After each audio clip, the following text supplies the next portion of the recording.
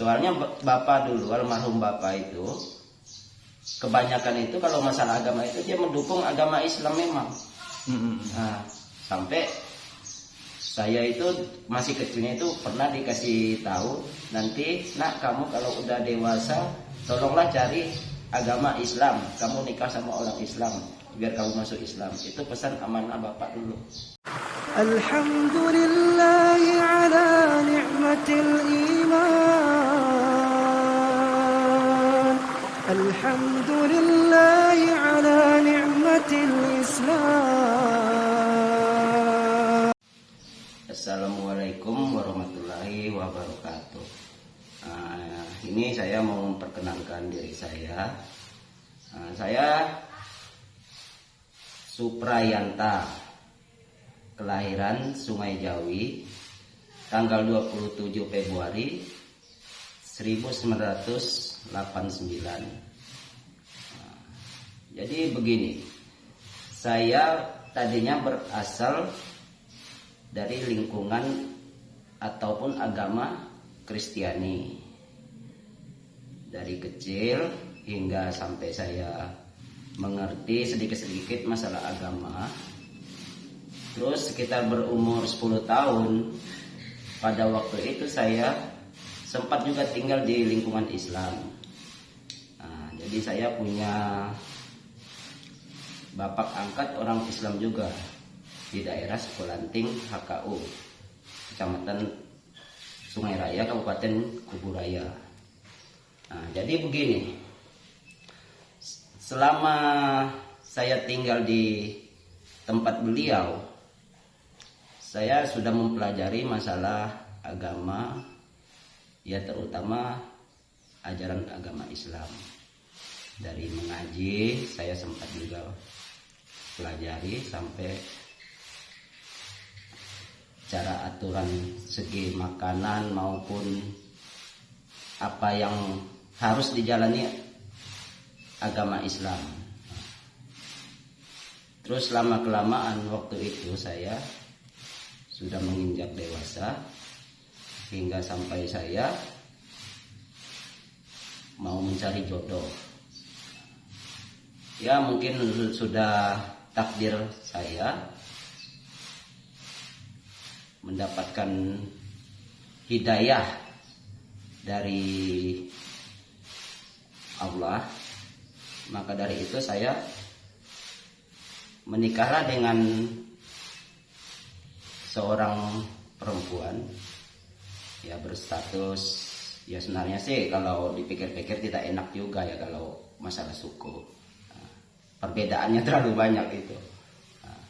Sementara saya orang Dayak, tapi saya kepingin mau menjadi seorang mualaf.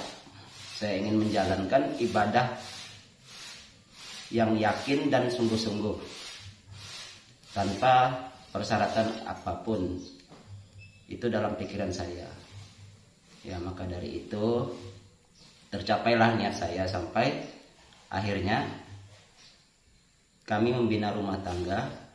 Ya sampai sekarang kurang lebih 20 tahunan hingga mendapatkan anak, ya anak pertama, terus yang kedua dan ketiga. Jadi sampai selama ini saya ya masih tetap bergumul bersama kaum muslim. Tapi terus terang untuk kaum Kristiani, bukan saya meninggalkan atau melupakan atau sombong gitu sama agama saya atau suku saya. Tapi namanya kita sudah mualaf, kita harus meyakini dan harus sungguh-sungguh. Jangan ada bahasa di mualaf kita ikut mualaf, di Kristiani kita ikut Kristiani. Itu tidak boleh itu. Itu sudah penyimpangan itu. Jadi saya perlu sarankan kepada rekan-rekan kita yang sesama mualaf maupun yang belum mualaf, kemungkinan ada niat mau mualaf gitu, ya bagus itu. Kita seorang mualaf itu istilahnya kayak kita baru lahir dari kandungan ibu kita. Jadi kita terlahir kembali. Kita mensucikan diri kita. Maka dari itu saya sarankan kepada teman-teman yang sesama mualaf ya maupun yang non mualaf, tidak ada salahnya agama apapun, suku apapun bagi kita orang Kalimantan kalau mau masuk mualaf itu bagus tanpa paksaan ataupun masalah perjodohan ya itu tadilah. Kalau bisa kita lanjutkan, kita teruskan generasi kita. Kita orang pribumi, kita harus yakin pada diri kita sendiri. Kita beri contoh, beri pandangan kepada kawan-kawan kita yang lain, yang sesama agama Kristiani, bahwa kita mualaf awalnya dari Kristiani sampai kita turun menjadi mualaf. Kita sama-sama satu tujuan juga. Bang Yanta, sebelum menjadi mualaf, pekerjaan hari-harinya sebagai apa Bang Yanta? Tadinya sebelum mualaf ya kita jadi pekerjaan kita sehari-harinya di laut itu. Di laut. Terus seberapa aktif dalam keagamaan apa Kristen ya? Iya. Seberapa aktif untuk menjalankan agama Kristen itu, ibadahnya atau ritual-ritualnya gitu? Ya kalau masalah itu rasanya itu enggak aktif itu. Memang kita itu udah tujuannya mau ikut Islam gitu. Terus bapak kandungnya tadi itu agamanya apa bapak kandung? Bapak kandung itu Kristen Katolik, sementara ibu Kristen Protestan. Masih hidup sekarang? Sudah wafat semua. Bang Yanta itu setelah menjadi mualaf, ada enggak teman atau saudara yang enggak suka sama Bang Yanta gitu, atau menjauh gitu, menghindar, atau memberi nasihat, berpikir-pikirlah kalau masuk Islam jangan buru-buru atau gitu, ada enggak? Ya alhamdulillah dari pertama saya masuk mualaf bagus-bagus saja. Bahkan saudara, keluarga juga banyak yang mendukung, kasih support sama saya. Ada berapa keluarga Bang Yanta itu? Ya kita ada 6 saudara itu. Itu yang ada enggak yang menjadi mualaf selain Bang Yanta? Kalau yang saudara kandung mereka semua masih di Kristiani. Tapi kalau yang saudara pupu dari bapak ada 1 orang yang mualaf, bahkan sampai sekarang dia sudah haji. Masya Allah, udah haji ya? Iya. Terus Bang Yanta kalau ke tempat saudaranya, kan sudah menjadi mualaf, kan pastinya disuguhkan makanan. Iya. Gimana Bang Yanta itu? Kalau disuguhkan makanan atau dimakan atau memang sudah pilih-pilih atau gitu? Ya betul, kita bisa membedakan mana tadinya yang layak, yang bisa kita makan untuk kaum muslim ataupun yang non muslim, kita sudah bisa membedakan. Dan lagi keluarga itu tidak sembarangan memberikan hidangan yang non muslim untuk kita. Terus nama siapa tadi? Suprayanta. Suprayanta itu nama Dayak atau nama udah menjadi mualaf? Itu dari usia 10 tahun memang udah dirubah agama mualaf. Terus nama mualaf ya? Iya. Nah ini sebelum mualaf namanya siapa itu? Sebelum mualaf itu dulu Suparwoto. Suparwoto? Iya, Suparwoto Hatta. Kok mirip nama Jawa ya? Iya. Soalnya bapak dulu, almarhum bapak itu kebanyakan itu kalau masalah agama itu dia mendukung agama Islam memang. Nah, sampai saya itu masih kecilnya itu pernah dikasih tahu, nanti nak kamu kalau udah dewasa tolonglah cari agama Islam, kamu nikah sama orang Islam biar kamu masuk Islam. Itu pesan amanah bapak dulu. Ya jujur terus terang, waktu masih bujangan memang betul saya Kalau masalah ini pergaulan itu yang nomor satu yang paling parah tadinya itu masalah minum-minuman. Nah, kalau perjudian atau zina itu saya memang jauh. Tapi kalau masalah minum itu memang saya akui. Tapi setelah saya pikir-pikir, semenjak saya berkeluarga udah sampai anak sekarang ada yang bujangan, ada yang gadis. Nah, terpikir dalam hati saya, apa untungnya minum? Toh dan lagi itu melanggar agama kita juga. Wajar kalau kita minum, kalau misalnya minum air yang itu bisa menghilangkan haus, seperti air putih yang bisa kita minum sehari-hari. Tapi ini kan masalahnya minuman keras, arak, alkohol, berupa bir apa. Kalau dulu sering gitu ya. Iya, Bang Yanta lahirnya itu di daerah mana aslinya lahirnya itu? saya Sungai Jawi. Oh, di Sungai Jawi lahirnya ya. Di Pasar Dahlia. Oh, berarti termasuk orang Dayak tapi tempat tinggalnya di perkotaan gitu Iya ya. betul. Ada enggak saudara yang tempatnya di pedalaman gitu?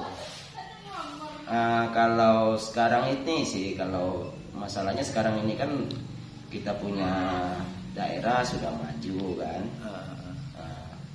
Sekarang udah tinggal di kota semua. Berarti memang luar biasa perkembangan di Kalimantan ini ya. Iya. Terus Bang Yanta setelah menjadi mualaf, apa yang dirasakan? Perasaannya, pikirannya, atau waktu merenung itu tuh pokoknya tentang kehidupan selama-lamanya nanti, bahkan kita nanti akan menuju ke akhirat gitu, itu perasaannya, hatinya gimana tuh? Ya, alhamdulillah selama ini saya merasa tenang. Misalnya kalau ada masalah dalam lingkungan atau masalah dalam keluarga, ya yang wajar-wajar, tidak sampai berkepanjangan. Maksudnya gini, setelah memeluk agama Islam itu tentang pikirannya, hatinya itu dengan sebelumnya itu gimana? Oh, jauh berbeda, Mas. Kalau dulu bahasanya mungkin punya duit pasti gelisah, Iya. apa gitu. Iya. Sekarang mendapat berapa aja merasa disyukuri, nikmat. Iya. Gimana itu? Tolong ceritakan. Ya, tadinya kan kita waktu masih belum mualaf ya. Kita ini kerja mati-matian. Dapat uang, kita bisa beli barang, bisa beli apa, poya-poya. Tapi rasanya itu tidak berkah semua. Masalahnya hasil itu tidak kita nikmati, sekalian tidak kita ikutkan sama doa kita. Kita tidak ada merasa puas, tidak ada merasa bersyukur. Tapi setelah kita mualaf, kita sudah tahu mana yang halal, mana yang haram, dan lagian kita mana yang bisa kita bantu, kita sumbangkan, atau istilahnya itu kita infak gitu. Yang jelas hatinya itu udah merasa tenang gitu ya. Iya. Apa sih yang tertarik benar dalam pikiran Bang Yanta itu tentang agama ini, kok memutuskan untuk hijrah atau pindah ke agama Islam itu bahkan sampai sekarang diimani? Apa yang menjadi ketertarikan dalam Islam, padahal kata agama sebelah itu agama Islam itu ya yang jelas image-nya ndak baik kan gitu. Iya. Banyak yang ini itu gitu. Tapi menurut Bang Yanta itu bagaimana sebelum mualaf itu, istilahnya kok kepingin jadi mualaf itu? Nah, ini gimana ya? Kalau dibilang kita tertarik, rasanya sih saya enggak tertarik gitu. Sama Islam tuh ya? Iya. Terus? Tapi memang dari pikiran hati nurani kita itu. Oh, berarti memang udah dalam hatinya itu memang udah tertanam gitu ya? Iya. Tapi kan ibadahnya orang Islam itu ibaratnya gini. Iya. Atau tiap hari itu dengar-dengar suara ngaji, suara azan. Itu sebelum mualaf itu gimana perasaannya? Ya itu kita kalau mendengar itu ya, Mm-mm. misalnya orang azan gitu kan, Heeh. atau ngaji apa kan, Heeh. ya itu memang rasanya itu merdu, tenang pikiran kita. Nah, gitu. Mm-mm. Tapi ya Mas omong juga ya Mas, kalau ini bahasanya tertarik ya. Heeh. Kalau saya itu jujur, saya memang tidak tertarik. Tapi itu memang pikiran hati nurani saya. Kalau saya tertarik misalnya ini Islam, saya tertarik masalahnya kemungkinan ada dikasih iming-iming apa gitu kan. Nah, itu namanya kita tertarik ya. Berarti memang pokoknya kepingin menjadi lebih baik gitulah. Iya. Mm-mm. Kita kepingin ya mungkin selama saya masih mualaf ini mungkin masih banyak kekurangan, ya tolong untuk rekan-rekan kita yang Islam, tolong bantu dukung kita yang masih mualaf inilah, yang masih baru belajar gitu. Terus sesudah mualaf yang mensahadatkan itu siapa yang menuntun untuk syahadat itu? Maksudnya Untuk istilahnya menuntun yang membaca asyhadu an la ilaha illallah wa asyhadu anna muhammadar rasulullah itu kan syarat untuk masuk Islam kan itu. iya betul. Nah, siapa itu yang menuntun? Itu kalau tadinya waktu menikah itu kita sendiri itu Mas. Oh, Iya. dengan sendirinya. Iya. Pak Ustadz Astrawi yang anukan, Ah. terus kita yang nyambut itu. Oh, berarti yang mensahadatkan Pak Ustadz Astrawi. orang mana itu? Paris Rigados ini. Sudah membaca syahadat, udah menjadi mualaf, belajar ngajinya, belajar sholatnya, pokoknya belajar untuk memperdalam Islam itu dengan siapa itu, Bang Yanta? Itu tadinya kita sama tetangga kita juga tadinya di Pontianak. Kadang-kadang kita waktu pulang kerja, ada waktu di rumah kita belajar. Waktu kita berangkat kerja kita hilangkan juga, tapi tetap kita hafalkan juga. Gitu. Jadi begini, ini masalah keluarga rumah tangga saya sendiri. Saya berharap kedua anak saya di kemudian hari kalau sudah mempunyai jodoh, ya saya sih mintanya kalau betul-betul sama satu agama, ya itu tidak masalah, lebih bagus lagi. Nah, tapi kalau kembali lagi kita ke laptop misalnya kan, nah ini masalahnya mualaf atau non mualaf itu yang asli Kristiani, yang mau saya ikut saya juga. Tapi seharusnya begini Pak Yanta. Iya. Kalau sampean kan tadinya mualaf, terus udah menjadi muslim, punya anak kan? Iya. Anaknya mau menikah, Bapak. Iya. Kalau bisa, ya harus bisa. Iya. Jangan sampai kawin itu yang non muslim. Iya betul. Nah, kalau memang dia bahasanya terpaksa memang jodohnya non muslim, ya harus kalau mau mualaf boleh lanjut. Tapi kalau enggak mau mualaf, mendingan loh, Iya. jangan. Karena itu luar biasa bahayanya Iya, betul. dunia akhirat. Iya. Nah, ini saran saya. Nah, terus kalau sampean lagi ceritanya? Ya itu tadi harapan saya ke depannya. Saya minta ya memang begitu Mas. Tadi Hah? laki-lakinya berapa tadi? 1, ceweknya 1. Ada yang aku pernah sering itu lewat, anaknya ada yang di pondok ya? Belum ada. Oh. Ini cuman Febri sama Desta adik. Kepengen enggak Bang Yanta memondokkan anak itu? Ya sebenarnya sih, tapi ini bukan niat ya. kita masalahnya lingkungan, kita tengok tetangga kita kebanyakan anaknya yang mondok juga, jadi kita kepengen juga tadinya, tapi setelah kita pikir-pikir, ya bukan sih kita itu membandingkan masalah pesantren daerah lain, itu banyak juga terjadi hal-hal yang tidak diinginkan oleh kita sebagai orang tua. Jadi untuk sementara ini saya belum ada terpikir lagi lah mau mondokkan anak. Nah gini, kalau itu jangan dikhawatir Bang Yanta. Iya. Jangan sampean itu membandingkan sama yang jelek. Iya. Nah, gitu. Pokoknya percayakan sama Allah. Niat saya mau mondokkan anak biar tahu dan belajar tentang agama Islam. Iya. Insya Allah.